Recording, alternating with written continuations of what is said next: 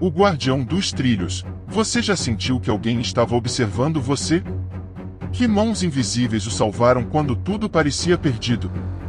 O homem me puxou do trilho segundos antes do trem passar e depois sumiu na multidão. Estas não são palavras de ficção. São testemunhos reais de pessoas comuns que enfrentaram a morte e foram salvas por estranhos que desapareceram sem deixar rastros. Quem são estes misteriosos salvadores que aparecem no momento exato e depois se desvanecem como névoa na manhã? Coincidência? Anjos disfarçados? Ou algo que a ciência ainda não pode explicar? Hoje, vou compartilhar histórias que desafiam tudo o que você acredita sobre o acaso e o destino. E talvez, apenas talvez, você reconheça uma delas como sua própria. Comente abaixo se você já experimentou um milagre inexplicável ou foi salvo por alguém que nunca mais viu. Seu anjo da guarda pode estar mais perto do que você imagina. O guardião dos trilhos parte I. O encontro. Existem momentos que dividem nossa existência em antes e depois, instantes precisos onde o curso de toda uma vida é alterado de forma irrevogável.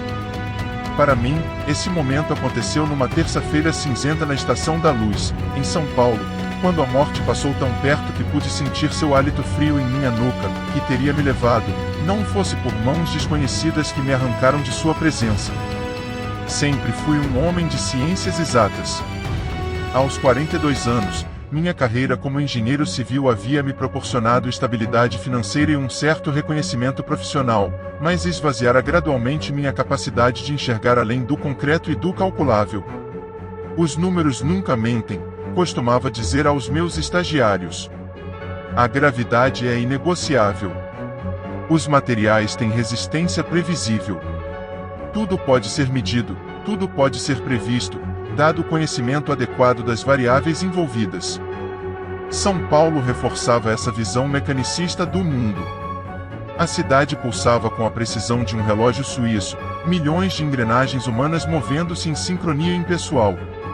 Eu era apenas mais uma peça desse mecanismo urbano, cumprindo meu papel pré-determinado sem questionar seu propósito maior. Meu apartamento no 10º andar de um edifício na Vila Mariana oferecia vista privilegiada para esse formigueiro humano, essa colmeia de concreto onde raramente as pessoas erguiam os olhos para observar umas às outras. Naquela manhã específica, carregava em meus ombros um peso invisível, mais denso que qualquer material que já havia calculado em meus projetos. Minha esposa, Cecília, havia me deixado 3 meses antes, após 18 anos de um casamento que se deteriorara tão gradualmente que mal percebemos até que restasse apenas uma casca vazia.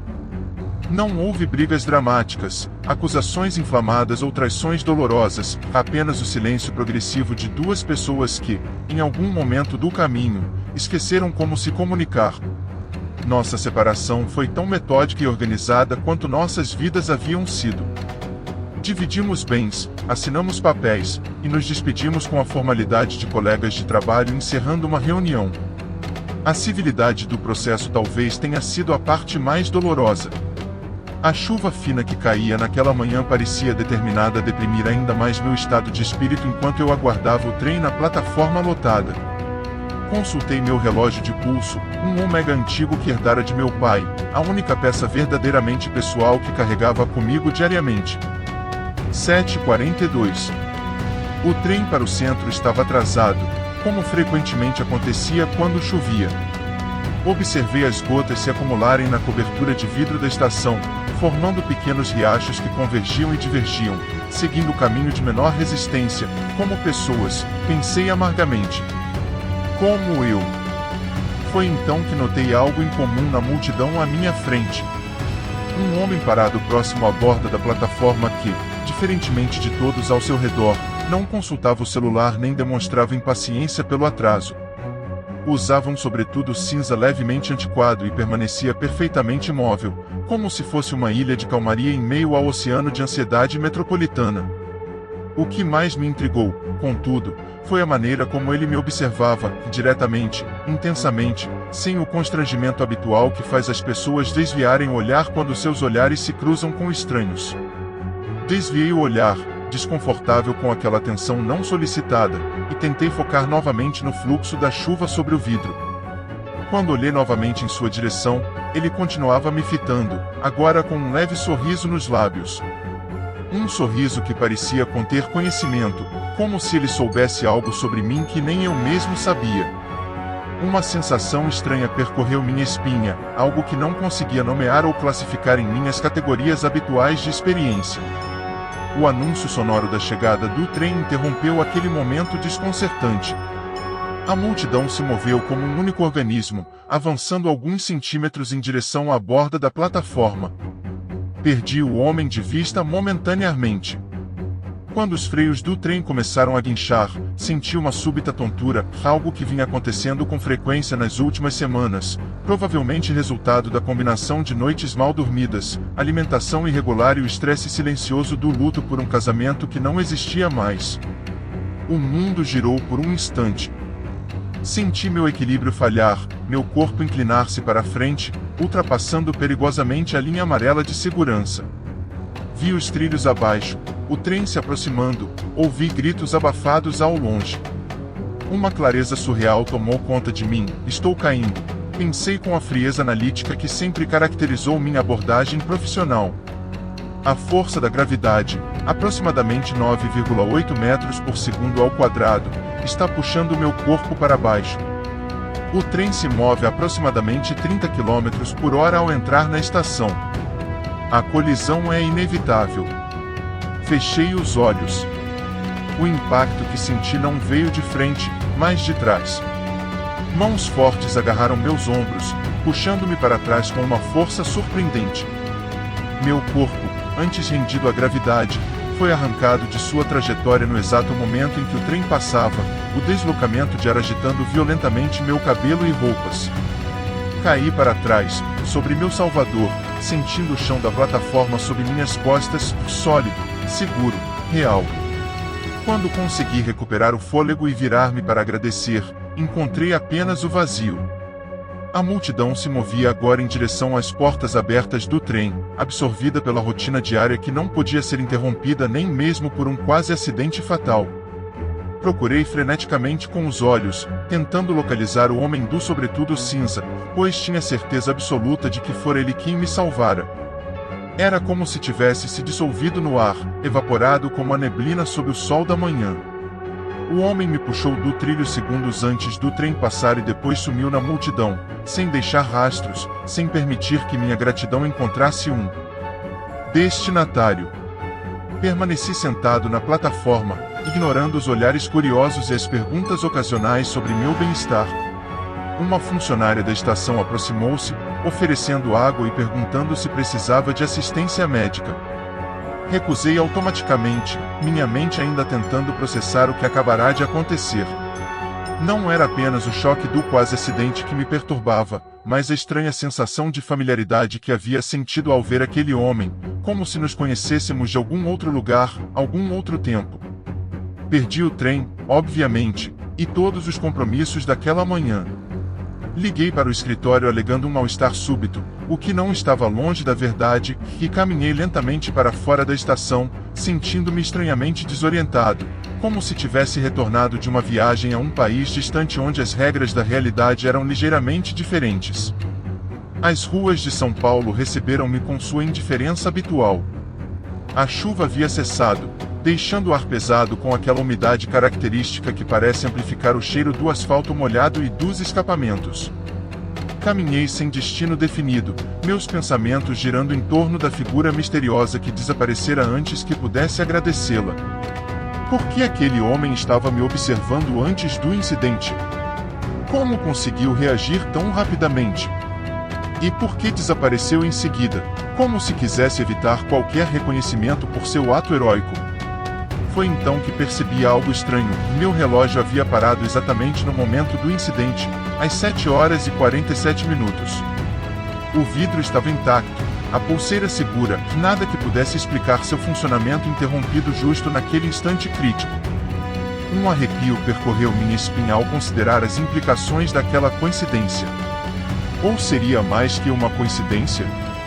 Pela primeira vez em décadas, permiti-me contemplar possibilidades que minha mente racional sempre rejeitara veementemente. Histórias sobre anjos da guarda, protetores invisíveis, intervenções divinas, narrativas que sempre descartei como manifestações de mentes incapazes de aceitar a aleatoriedade fundamental do universo. Agora, contudo, essas ideias encontravam solo fértil em minha experiência recente, germinando perguntas que não se encaixavam nas equações ordenadas com as quais estava acostumado a compreender o mundo. Naquela noite, em meu apartamento vazio, tentei inutilmente restaurar meu relógio. Havia algo simbólico naquele mecanismo parado, como se uma parte de minha própria existência tivesse sido suspensa naquela plataforma de trem. Adormeci fitando os ponteiros imóveis, marcando eternamente o momento em que minha vida quase chegou ao fim e, paradoxalmente, o momento em que algo novo e inexplicável começou. Durante os dias seguintes, tornei-me obcecado em encontrar meu salvador misterioso. Retornei à mesma estação, no mesmo horário, observando atentamente cada pessoa na plataforma. Examinei gravações de segurança, que, curiosamente, apresentavam uma inexplicável interferência precisamente no momento do incidente. Interroguei funcionários e passageiros frequentes. Nada. Era como se o homem do sobretudo cinza fosse uma anomalia temporal, uma partícula que surgiu brevemente em meu universo apenas para desaparecer sem deixar vestígios. Gradualmente, algo começou a mudar em mim. Minha insistente busca por explicações racionais para cada fenômeno cedeu lugar a uma abertura para o mistério. As coincidências, que antes via apenas como intersecções aleatórias de linhas causais independentes, começaram a parecer dotadas de significado. O relógio parado em meu pulso tornou-se um lembrete constante de que talvez existissem dimensões da realidade que minhas fórmulas e cálculos jamais poderiam capturar. Em meus projetos de engenharia, colegas notaram uma mudança sutil, uma nova preocupação com a beleza, com a harmonia, com elementos que transcendiam a mera funcionalidade. Parece que você está desenhando catedrais, não prédios comerciais, comentou certa vez meu sócio, enquanto examinava os esboços para um novo projeto. Não soube responder, mas ele estava certo. Algo em mim buscava agora expressar o inefável através do concreto, encontrar o transcendente no mais terreno dos materiais. 3 semanas após o incidente na Estação da Luz, encontrei em minha caixa de correio um envelope sem remetente. Dentro, uma única folha de papel amarelado contendo uma mensagem escrita à mão com caligrafia elegante e antiquada. Nem todos os salvamentos são físicos. 15:06, Praça da República, 16 horas. A data indicada era o dia seguinte. Contemplei aquele bilhete misterioso por horas, analisando cada curva da caligrafia, cada nuance da mensagem críptica. A razão me dizia para ignorá-lo, poderia ser uma coincidência, uma brincadeira, até mesmo algo potencialmente perigoso. Mas uma parte mais profunda de mim, uma parte que despertara naquela plataforma de trem, insistia que ali estava a próxima pista do quebra-cabeça que havia se tornado minha vida. Parte 2. A busca à Praça da República fervilhava com a usual energia caótica das tardes paulistanas. Vendedores ambulantes ofereciam suas mercadorias, executivos apressados cortavam caminho por entre as árvores centenárias, idosos jogavam damas em bancos desgastados pelo tempo. Posicionei-me próximo ao coreto central, meus olhos escaneando metodicamente cada pessoa que passava, procurando sobretudo cinza, o rosto que havia me observado com aquela estranha familiaridade. Pontualmente às 16 horas, meu relógio, que permanecerá parado desde o incidente, resistindo a todas as tentativas de conserto, subitamente voltou à vida, os ponteiros movendo-se com um pequeno estalo que quase me passou despercebido em meio ao burburinho da praça. Fixei os olhos no mostrador, observando com espanto quando os ponteiros começaram a girar rapidamente, como em um filme acelerado, completando voltas e mais voltas até pararem novamente, não em 16 horas, como seria de esperar, mas exatamente em 7 horas e 47 minutos, a hora do incidente na estação. Ergui os olhos, atordoado com aquele fenômeno inexplicável, e quase caí para trás com um choque. Ali, a menos de 2 metros de distância, estava ele, o homem do sobretudo cinza, observando-me com o mesmo sorriso enigmático da estação. Não havia dúvida alguma, era ele, os mesmos olhos penetrantes, o mesmo cabelo grisalho meticulosamente penteado, a mesma postura ereta que o destacava na multidão. E ainda assim, havia algo diferente, algo que não conseguia definir precisamente. Antes que pudesse reagir, dar um passo em sua direção ou pronunciar as palavras de agradecimento que ensaiara mentalmente por semanas, algo extraordinário aconteceu. A praça ao meu redor pareceu desacelerar, os movimentos das pessoas tornando-se gradualmente mais lentos até quase pararem completamente. Os sons diminuíram até um silêncio quase absoluto, como se alguém tivesse gradualmente baixado o volume do mundo. Apenas o homem e eu parecíamos imunes a este estranho efeito temporal. Ele se aproximou com passos deliberadamente lentos. Agora, visto de perto, notei detalhes que me haviam escapado na estação, uma cicatriz fina e prateada que cruzava sua têmpora esquerda, olhos de um azul tão intenso que pareciam quase luminosos, e um relógio de bolso dourado cuja corrente pendia do bolso de seu colete escuro sob o sobretudo. Quando falou, sua voz era simultaneamente estranha e familiar, como uma música que se reconhece mas não se consegue nomear. Explicou-me, sem pressa, que existem pessoas designadas como guardiões, seres que habitam as fendas do tempo, intervindo em momentos específicos para preservar certas linhas de destino essenciais. Minha quase morte na estação não havia sido um acidente aleatório, mas um ponto crítico de bifurcação temporal onde sua intervenção fora necessária. Contou-me sobre outros que havia salvo através dos anos, ou seriam séculos, sempre desaparecendo antes que pudessem ser reconhecidos ou agradecidos. Falou de um tecido temporal intrincado onde certos eventos funcionam como nós cruciais, sustentando milhares de outras possibilidades. Alguns desses nós, explicou, são tão fundamentais que sua preservação requer intervenção direta, algo que o universo realiza através dos guardiões.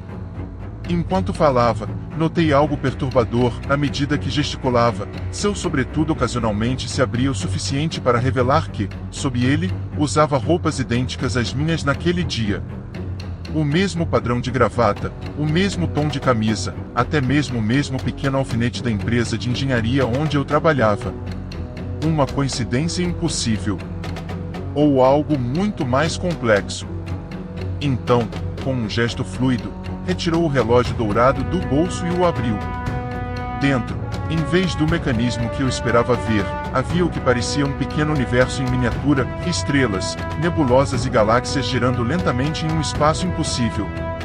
Explicou que aquilo não era realmente um relógio, mas um instrumento que permitia aos guardiões localizar e acessar os pontos críticos do contínuo temporal, momentos onde pequenas intervenções poderiam ter consequências vastamente amplificadas. Estendeu-o para mim, convidando-me a olhar mais de perto. Quando me inclinei sobre o relógio aberto, vi refletido naquele cosmos miniaturizado não apenas meu rosto, mas versões diferentes de mim mesmo, o mais jovem, mais velho, em circunstâncias que nunca vivi mas que de alguma forma reconheci como potencialmente minhas. Você entende agora? Perguntou com suavidade. E de fato, compreendi. A revelação me atingiu com a força de um trem, o mesmo trem que quase encerrou minha existência. Não era apenas a semelhança nas roupas, não era apenas a estranha familiaridade que havia sentido ao vê-lo pela primeira vez. Era muito mais profundo, mais fundamental. Sou eu, murmurei, atordoado pela compreensão. De alguma forma, você sou eu. Ele sorriu, um sorriso que agora reconheci como meu próprio, visto de fora, de outra perspectiva temporal. Não exatamente você, ainda, respondeu. Mas quem você pode se tornar? Um guardião. Alguém que compreendeu que a linearidade do tempo é uma ilusão, que o passado, o presente e o futuro coexistem simultaneamente, entrelaçados em padrões de significado que transcendem nossa percepção limitada. Explicou então que meu acidente na estação havia sido, na verdade, meu primeiro contato com meu próprio eu futuro, o início de um ciclo que eventualmente me transformaria no guardião que ele era, que eu seria. Cada guardião, contou-me, começa sua jornada sendo salvo por seu eu futuro, criando um ciclo causal que desafia nossa compreensão linear da realidade. Mas por que eu? Perguntei, ainda lutando para assimilar as implicações vertiginosas daquela revelação. Por que você estava pronto para ver além das equações, além do concreto? Respondeu simplesmente. Porque algo em você sempre soube que o universo é mais complexo, mais interconectado, mais misterioso do que suas fórmulas poderiam capturar. Enquanto absorvia essas palavras, notei que a praça ao nosso redor começava lentamente a retomar seu ritmo normal. As pessoas voltavam a se mover, os sons gradualmente aumentavam. Nosso momento fora do tempo estava chegando ao fim. Ainda tenho tanto a perguntar, protestei, sentindo o desespero da compreensão incompleta. Ele, meu eu futuro, sorriu novamente, agora com uma expressão de compreensão compassiva. As respostas virão quando for o momento. Por enquanto, observe o relógio. Ele o guiará.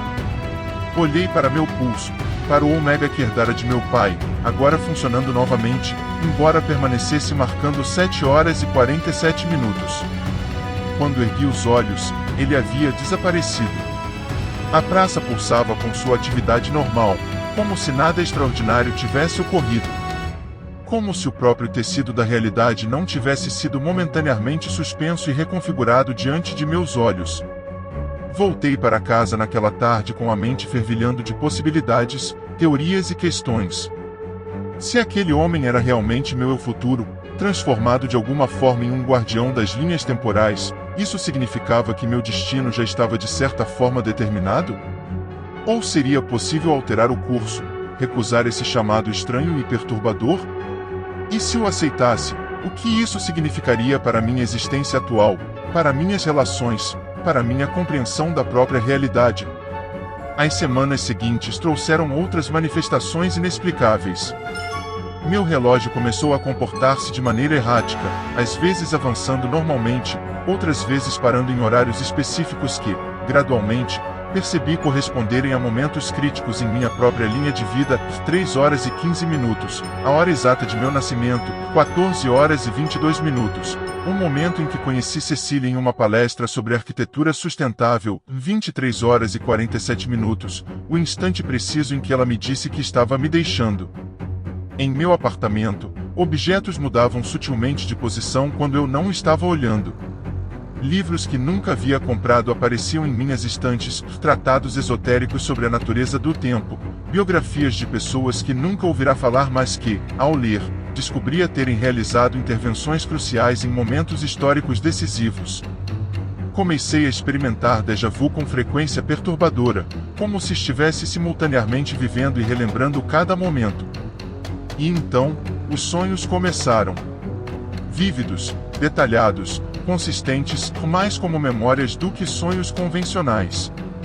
Neles, eu era o guardião, movendo-me através de diferentes épocas e lugares, sempre observando discretamente, intervindo apenas em momentos precisos e depois desaparecendo. Salvei uma criança de afogamento em uma praia do Rio de Janeiro nos anos 1970. Impedi um jovem cientista de cometer suicídio em um laboratório em Curitiba na década de 1990. Alertei anonimamente uma mulher sobre um câncer ainda não diagnosticado em São Paulo, em 2030, um futuro que ainda não havia acontecido em minha linha temporal atual.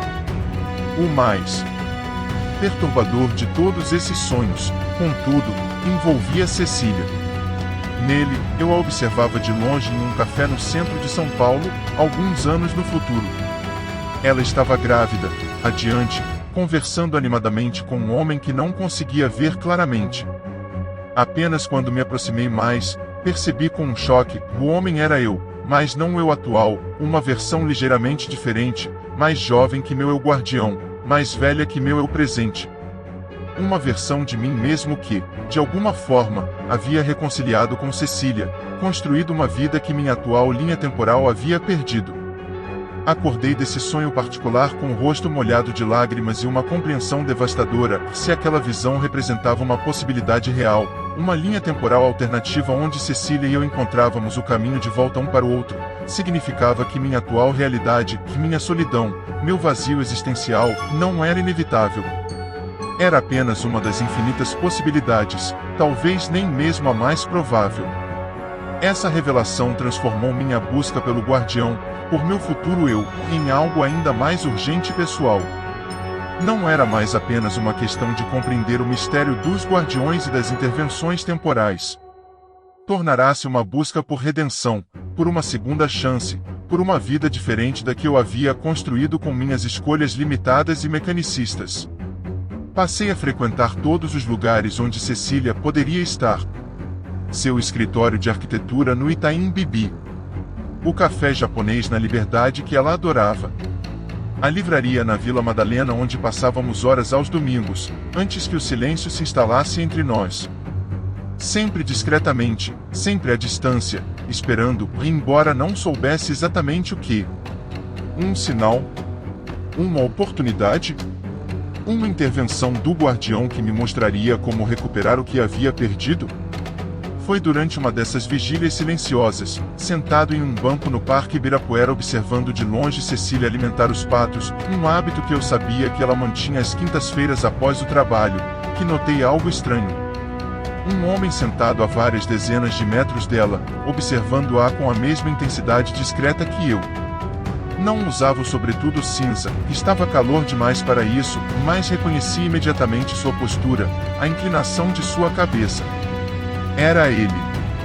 Era eu. Nossos olhares se cruzaram por cima do espaço que nos separava. Ele assentiu levemente, confirmando minha percepção, e então apontou sutilmente para seu pulso, para o relógio. Olhei para o meu próprio ômega instintivamente. Os ponteiros giravam furiosamente, como haviam feito na Praça da República, até pararem em 17 horas e 23 minutos, exatamente 3 minutos no futuro. Quando voltei a procurá-lo, o guardião havia desaparecido.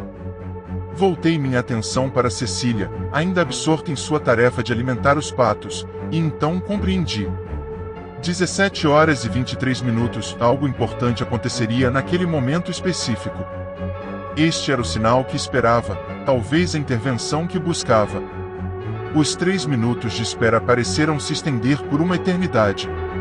Observei Cecília levantar-se do banco onde estava sentada, recolher sua bolsa, jogar os últimos pedaços de pão para os patos.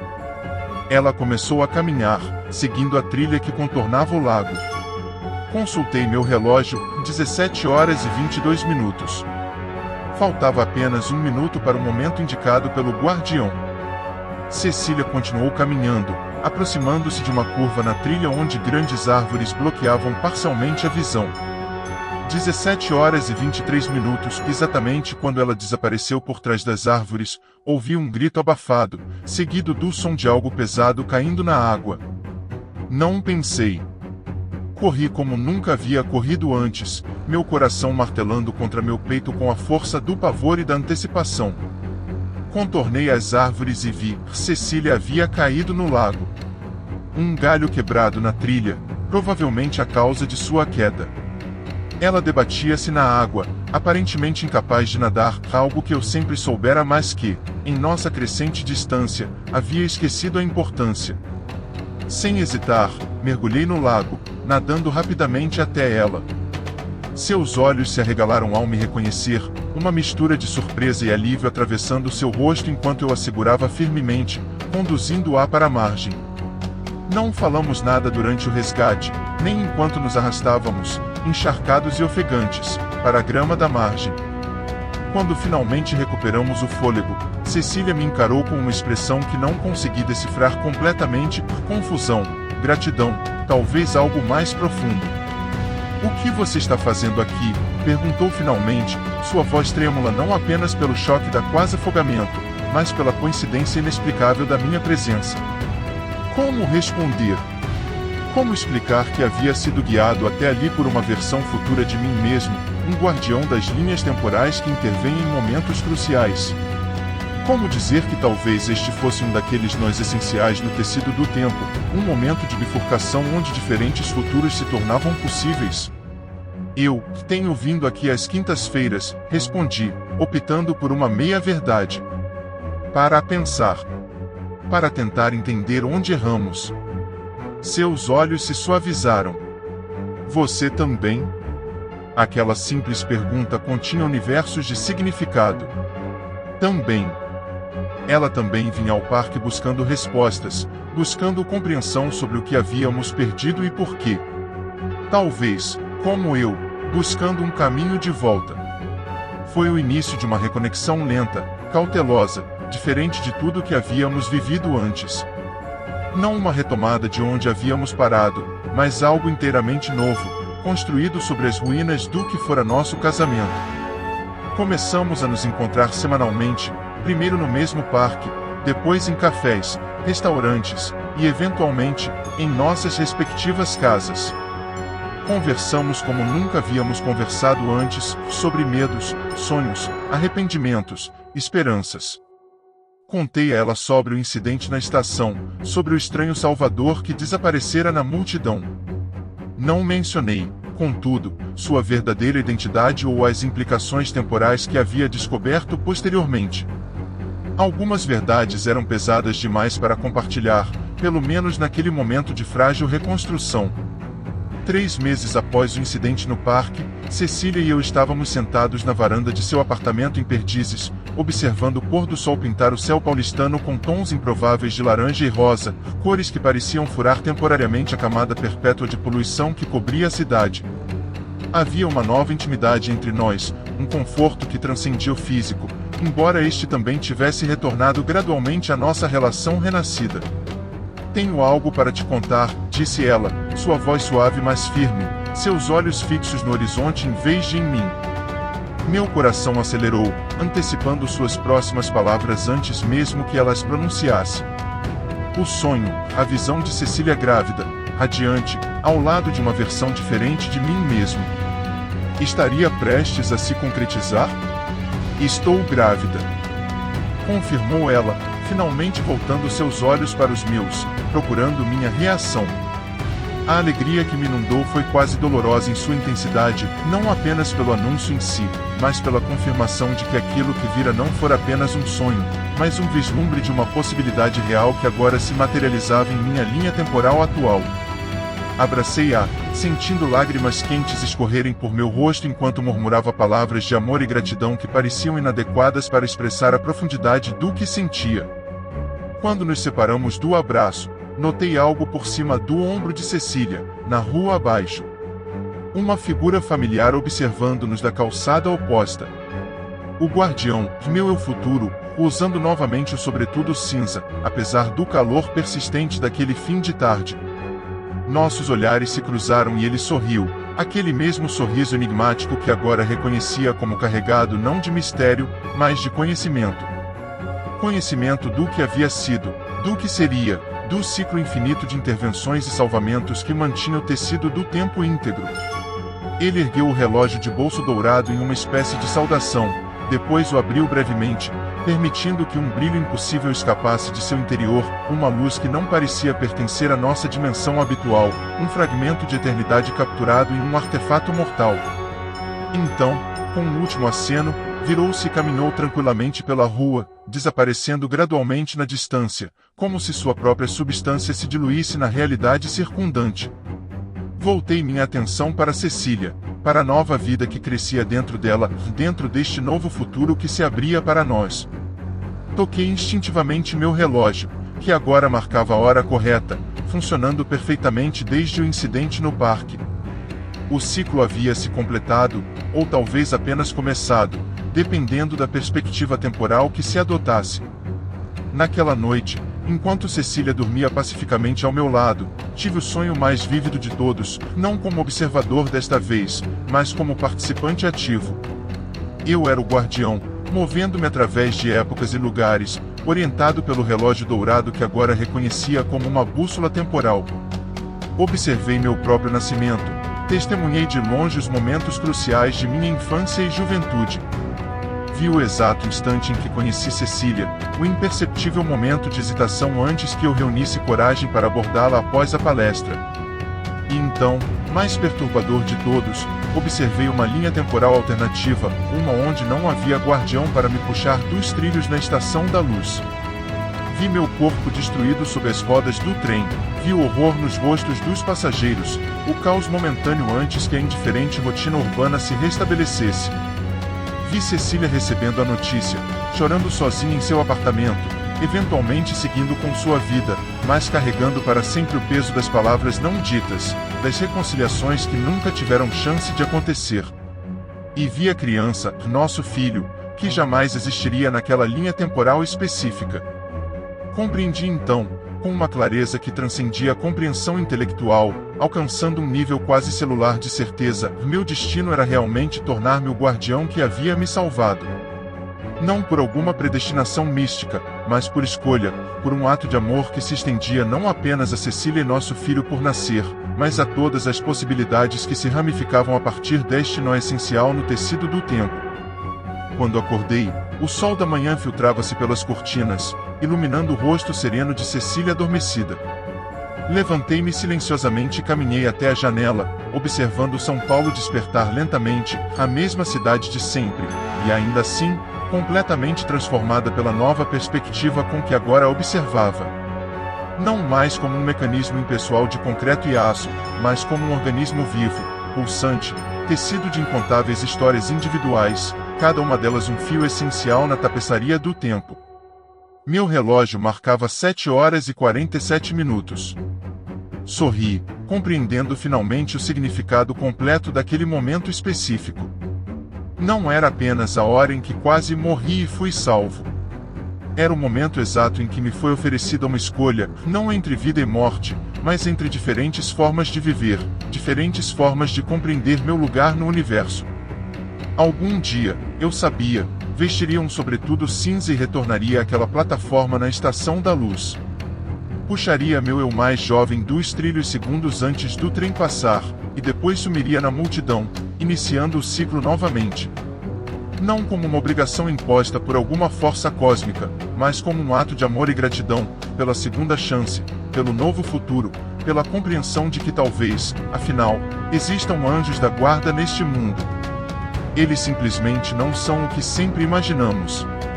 Às vezes, são versões de nós mesmos que retornam para nos mostrar o caminho, para nos salvar não apenas da morte física, mas da morte mais profunda e insidiosa, a morte da possibilidade, da esperança, do amor. E talvez isso seja o mais próximo do divino que podemos alcançar, a capacidade de transcender os limites aparentes do tempo e do espaço para proteger aquilo que mais importa, não apenas nossas próprias vidas, mas as conexões que dão significado a essas vidas, os fios invisíveis que nos ligam uns aos outros através do vasto oceano de possibilidades que chamamos de existência. E assim concluímos nossa jornada pelos mistérios dos encontros que desafiam o acaso. Talvez você esteja se perguntando agora sobre os guardiões em sua própria vida, aquelas presenças passageiras que apareceram exatamente quando você mais precisava. Se esta história tocou algo em você, se reconheceu um padrão ou lembrou de um encontro inexplicável em sua própria jornada, compartilhe nos comentários.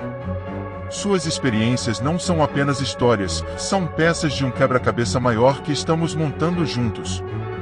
Não se esqueça de deixar seu like se você acredita que existem conexões invisíveis unindo nossas vidas.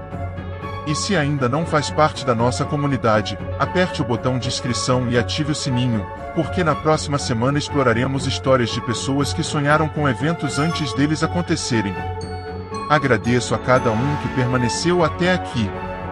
Lembre-se que talvez não sejamos apenas observadores passivos do tempo, mas participantes ativos em uma dança cósmica que apenas começamos a compreender. Quem sabe? O próximo estranho que cruzar seu caminho pode ser um guardião. Ou talvez, você seja o guardião de alguém sem nem mesmo saber.